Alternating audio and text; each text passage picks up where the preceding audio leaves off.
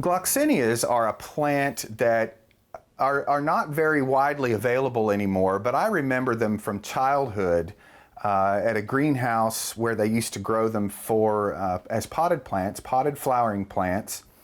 And this winter, I was on Facebook one day and looking in a gardening group, and a lady had offered some seeds for sale. And so I contacted her, and she sent me a couple of little packets in the mail. And what you see are those resulting plants. So Gloxinias are related to African violets. They're in the same plant family as African violets, and they grow very similarly. But you can see some of the differences are that they have much bigger leaves, and they also have much, much bigger flowers than African violets do. So anyway, the seeds arrived in the mail. I sowed them in November and under grow lights. And in a few weeks, they germinated, tiny little dust-like seeds and little bitty seedlings. And so here we are about 4.5 months later at the end of March, roughly 18 weeks, from a dust-like seed to these magnificent flowering plants that you're looking at now.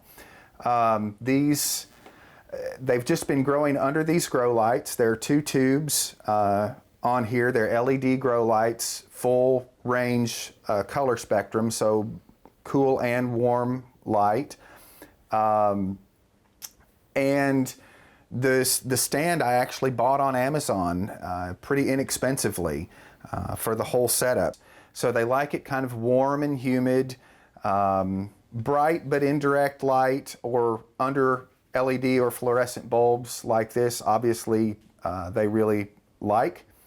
I water them from the bottom. You can see that each plant has its own little saucer underneath it. I water them with warm water, warm to the touch, not just lukewarm, but actually warm to the touch. I have fertilized them at half strength about every other time I water. And for the first several months of their lives, watering them about once a week was enough. But it's an interesting phenomenon when a plant like this comes into flower, how much more water they use, because the surface area when those flowers open is so much larger than just the green leaves on the plant.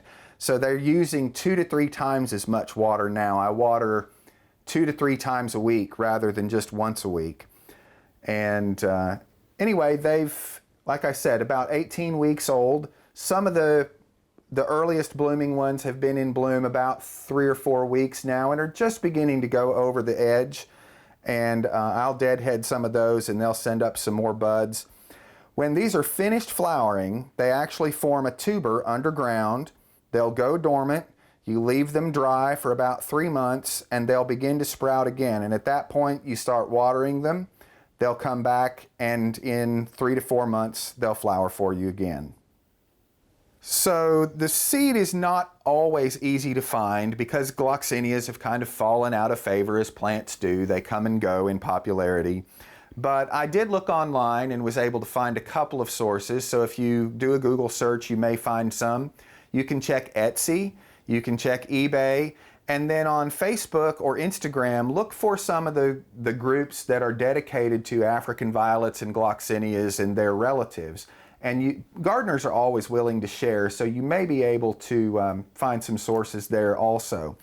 The seeds are tiny and dust-like, and the seedlings are very, very small when they first germinate, but they grow quickly, and I transplanted them directly from their seedling tray into these 4.5-inch pots, and that's where they're still blooming today.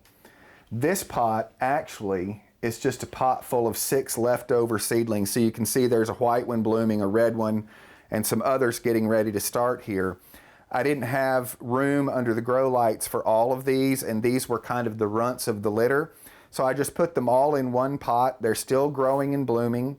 And if I find any that I really like, I have several red ones and several white ones, but if there's another one that blooms in here that's different or unique to what I already have, I will save that little tuber as it matures and keep it as well. So if you're looking for a fun flowering plant that you can grow in just a few months, maybe during the gray days of winter, why not give Gloxinias a try?